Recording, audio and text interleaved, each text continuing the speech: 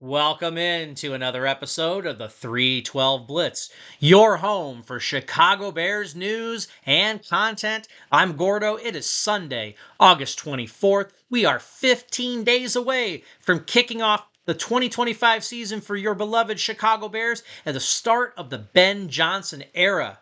Today we're going to cover what happened over the weekend with the final preseason game against the Chiefs. Kind of dissect that a little bit, and then start to figure out where this team goes from there. Cut down day is coming on Tuesday, so there's lots to talk about. So let's just go ahead and dive right in.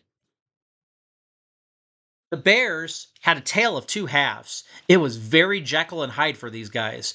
The offense and the defense both started out slow and sloppy. Uh, they were definitely overwhelmed by the Chiefs, and Patrick Mahomes and Chris Jones and company in that first half. At one point, they were down, I believe it was like 20-3, and then the first team was able to figure it out. I was impressed with what Ben Johnson did in this game overall. The fact that even though they were down, they were losing, he kept that first team offense in through the first half. He wanted them to learn how to come back from adversity, to learn how to persevere as a team, and to do something before the half was over. To at least make something out of nothing, and that's exactly what happened. Caleb was able to get a touchdown pass into Roma Dunze. It took them down 20-10 at the half. And, at least there we got to see the first team claw their way back into the game. And that's absolutely important for this team because if you look at the previous regime, Matt Eberflus, if you were down, you were losing, it almost felt like it was going to be hard to pick yourself back up. And even when you had games where teams were clawing their way back, kind of like what the Bears did in this game, you know, we've never had a team that in recent years that was able to ward off that momentum changing, drive or drives by the opponent. And so this was a perfect opportunity for Ben and company to teach these guys how to win, because in order to win you've got to be able to learn how to win and to be able to build that winning culture, and that's exactly what was on display in this game. Even though they were still down 20-10 in the second half, um, they were able to work their way back into this game. Tyson Bagent came in the second half, and wow, you want to talk about a way for a guy to just ball out after getting a contract extension, one that was life changing for both him and his family, as he had said in the press conference days ago. But you want to talk about a way to really, you know, go out and show that you deserve every penny of what you're getting in that extension. He did that. He was 20 of 28 for over 200 yards, had touchdown pass to Jahdae Walker. That was the game-winning touchdown. It was a thing of beauty. Jahdae Walker looked outstanding and has been looking outstanding throughout the course of this entire preseason. I thought it was great to work that final 2-minute drive in for the team. Ben could have pulled Tyson, at the end of the third quarter or something, said, you know what, seen enough. Let's give Austin Reed the ball and let's see where we go from there. But no, he wanted Tyson to mount that comeback, and they were down at 19 points at one point. I mean, it was pretty insane. And they did a wonderful job coming back in this one. So I was impressed. I was also disappointed because you've looked at the previous two games and you saw how the defense got off to a hot start. In the last game against the Bills, you got to see the offense march their way down the field, 97 yards for the tutty. And so it just was kind of opposite. But I mean, we also have to remember, not every week is going to be a Madden-like week. And so I think it is great that we're getting kicked in the teeth, and we're having to learn to overcome, things like what we saw on Friday. Now, granted, some of this is with the second and third teams third stringers that we saw from Kansas City. But here's the deal, guys. Football is football.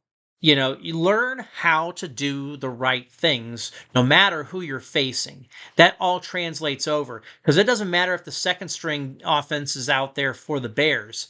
Caleb and the rest of the first teamers are going to see this as well. They're going to see how Ben is able to scheme up plays to get them back in the game. This is just something that is going to continue to build and is going to help shape the identity of this Chicago Bears team. So great game, lousy game at the same time, but a great finish. It's great to see the team really step up when they needed to the most, and when a lot of people had thought that they were already done in this game, just made them look like a bunch of doubters, and they did such a great job. So, lots to still work on with this team. I know Ben said in the press conference that he was not impressed with several things, and that some things were just not clicking, and that they've got to address those things right away. I love the transparency. I love the fact that there's no word salad in there. There's no lip service. He is just putting it right out there. He's blunt. He is critical of his team, and that's what this franchise, this is what this team needs. And so, kudos. My top three of this game, and some of you guys might have a different top three, and if you do, put it down below. I'd love to see what you guys think. But my top three players in this game, obviously Tyson Bagent is number one.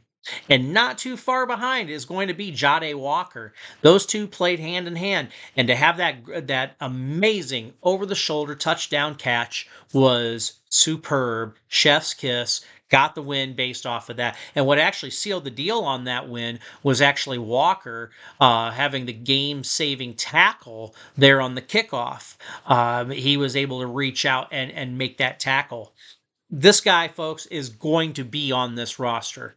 There's no doubt about it. This guy has worked his tail off. He is doing all the right things. He has been present in every game. He deserves to be on this roster, and that's something that the staff is going to have to look at and see who is going to be sacrificed, so to speak. Is it a Tyler Scott? Is it a Devin Duvernay?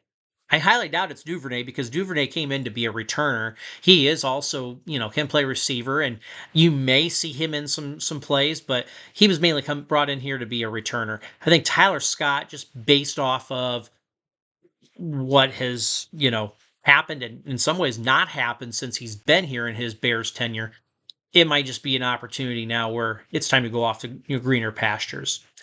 Also, number 3 on my list, DeAndre Swift. It was great to see DeAndre out there and doing something with the ones in this last preseason game. And while you don't have a large body of work from him in this one, what I saw, I definitely liked. I love the fact that he was running in between and not outside so much like we were so accustomed to seeing last season, where he would try to kick it on the outside and use his jets to get to the other end or down the field, whatever you want to call it. I love the fact that he was running with some aggression, and he had some really strong momentum. And then that leap over top of the defender was awesome. That's, I can't remember the last time. Probably Walter Payton was the last time we saw a Bears running back actually do something like that. So I love the fact that he's making the most of every play. Eric Bieniemy is paying off dividends for this running back room. For a lot of people who thought that the running back position was of the greatest need, they've been able to take chicken, and turn it into chicken salad. And they're doing a great job. I mean, he's honed in on their abilities, their talents, and maximizing what they have. And I think you're going to see Swift paired with Monangai. I don't know about Roshan. Maybe. I'm 50-50 on Roshan, but I think Ian Wheeler is definitely somebody that needs to be in the discussion, because if you try to put him on the practice squad, somebody's going to scoop him up. He's a good player. He's been a good player the last couple of years, even with the ACL tear last year. This guy is a stud, and I cannot see the Bears letting him go. He's just been very very uber productive. So it'd be interesting to see how that shakes out. But the running back room is looking very good for the Bears right now. They know how to utilize these backs. They are sound. Their intangibles are where they need to be. So I think, yeah, DeAndre is your RB1, and I see a very, very nice bounce back campaign for him here in 2025. So my Bear watch this week, it was unbearable to watch the defense the defense in general, especially in this first half. Lack of pressure. Again, the edge rushers were doing nothing, it seemed like, in this game. Not getting to the quarterback. Montez Sweat didn't look like he wanted to play at all. He looked like he was just looking to take it easy to get ready to start the season. Anybody see Dio Adengbo in this game? Because I don't remember seeing him at all. Both ends, just whoever was there at any point did not get any pressure. Now, I did like some of the things I saw up with Andrew Billings. Didn't really see a lot of Grady Jarrett. Um, and some of the other guys further down on the list. Javon Dexter did okay, but again, it's a problem that we've had the last couple seasons. No pressure up front, and that has got to piss Dennis Allen off like no other. And on top of that, you look in the backfield, Nashawn Wright got abused in a big way. He was burnt constantly in this one, and he did not look like the guy that's been having a strong camp and showed out in the first two preseason games. I am concerned about this defense more than I'm concerned about the offense. And this just kind of follows up. Where was Dio Adengbo? We paid all this money for this guy to be opposite of Montez Sweat, and he has nothing to show for it.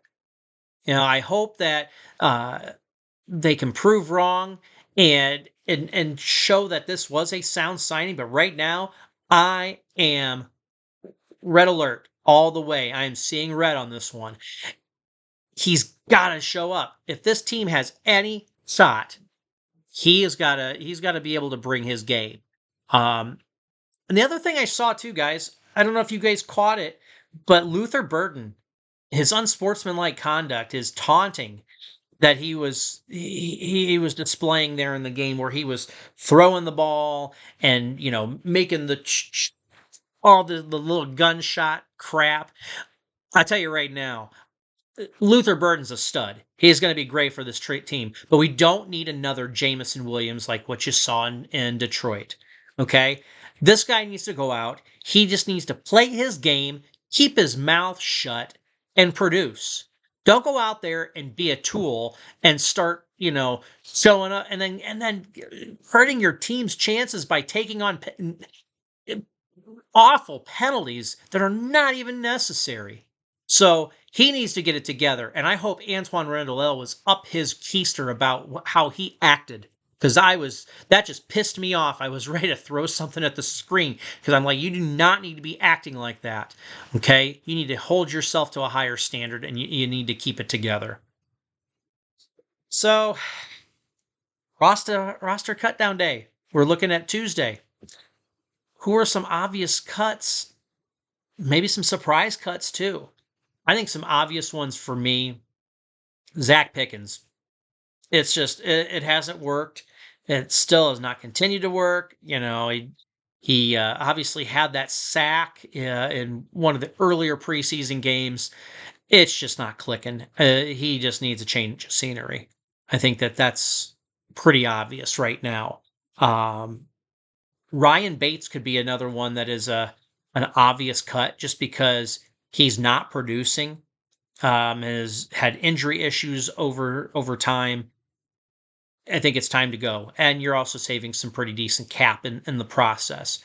When you've got a guy like Luke Newman from Michigan State, who in these last couple games especially, has shown his worth at both guard positions. He started in front of Joe Tooney on Friday and held his own very well. This guy has a place on the team, and he also wants to learn center, even though he's played a little bit of center in his time, but he would really like to dive into center. Even Olin Kreutz said that he would love to see Newman play at the center position. I think that means Ryan Bates could be on his way out. What about a guy like Karan Amagaji? It looks like another wasted draft pick for Ryan Poles. It's just not amounted to anything. And the fact that they drafted this Ozzy Trapillo with the second round pick, I just feel like Karan does not have a place to be on this roster. You've already got Darnell Wright, you've got Braxton Jones, you've got Ozzy Trapillo. I just don't see it happening there, especially with all the other really strong offensive linemen that we've seen. Maurice Alexander, a lot of people have talked about how strong of a preseason he has. I don't think he makes this team. I think you can try to stash him on the practice squad, but I didn't really like, especially in his last game, I didn't like how he was really holding himself, in his game, especially on the return game. Oh my gosh, he is slow on the return game. So I think that could definitely be a practice squad stash right there. Um, but yeah, I mean, it's going to be interesting to see what happens. I do think Tyler Scott is gone. I do. I think that he's going to be out the door. Surprise cut could be Roshan Johnson, just because it's not working right now, and there's other guys that are ahead of him. There might be an opportunity to just cut him loose and let him try again somewhere else. Um, but stay tuned on this. I'm going to give you on Monday's episode. I'm going to give you a projected 53 who I think should make this team and will be on this team at the end of cut down day. And we'll even try to jump in and look at practice squad personnel who might be making the practice squad based off of these cuts, who are obvious choices that will, just be able to remain on the practice squad and not get poached by some other team. So stay tuned on that, guys. Tuesday is going to be very interesting. So, what can we do to improve this roster before week one? Because I think we are a couple to a few players away from being a team that is going to make a run in the playoffs. But I think you can handle that right now by getting at least two of those. Like I had said earlier, I was so underwhelmed, so frustrated with the edge position and out in the secondary in the corners. Now, granted, Jalen Johnson was out. Kyler Gordon was out. Tyreek Stevenson looked lost. And the thing is that Al Harris has got to be chewing his ass out. That is unacceptable. I know he's a young guy. He has high upside, but you know what? That high upside needs to be showing out now because you've been here, what now? This is your third season? Get it together. If you want to be opposite of Jalen Johnson, get it together. But, as I was looking through, I was like, who would be some really good fits for this team? Who could we see signed this week now that we're getting close to the regular season and we know what we have, and in some ways we don't have. And I think if you look at the edge position, I think Zadarius Smith should be the one that should be priority one. Get him in there opposite of Montez Sweat. He would be a great, great mentor to Montez. I think that they would both play well off of each other, and I think you're going to see guys in the center there in the middle with Grady Jarrett, Andrew Billings, and Jervon Dexter take off because they finally have some spark plugs on both sides. And if you don't get Zadarius, because, there's talks about him going back to Detroit and everything, that could also happen. And if it does, I think the Bears need to pivot and go after a guy like Jadeveon Clowney. He had a pretty decent season in Carolina there last year, and he's shown that he still has enough left in the tank.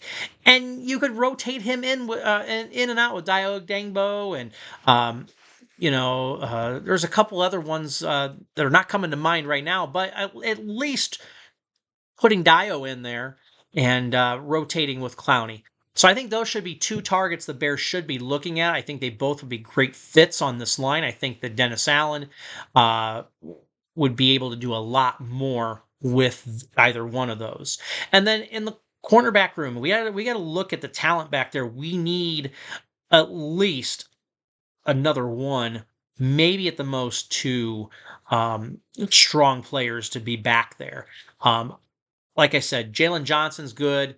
Tyreek, he should be if he can get it together and just let his game be complete all the time. And then you also got Kyler Gordon playing in the nickel. You've also got guys like Josh Blackwell that are pretty good. Trey Flowers, oh my gosh, he got destroyed last night. I'd like him on special teams. I don't want him to be starting or anything like that. But the ones that stuck out, I didn't even realize Rasul Douglas was still a free agent.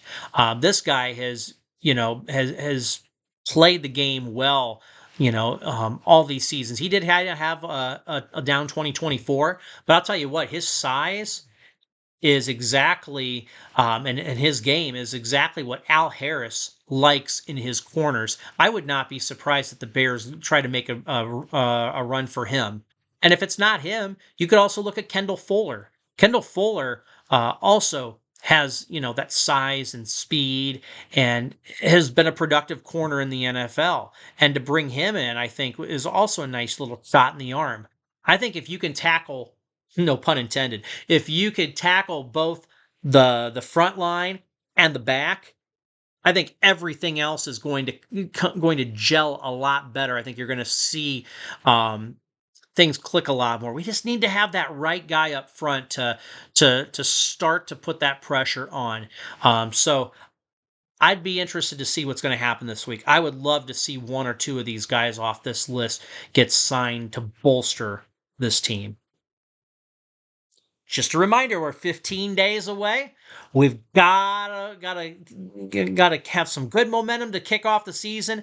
Let's go ahead and start strong and say on Monday night, let's beat Minnesota, let's kick their ass, and let's go 1-0. Guys, that was it for today. It's been a pleasure. If you have a comment, drop it down below. Don't forget to like us. We like you. We'd like for you to like us.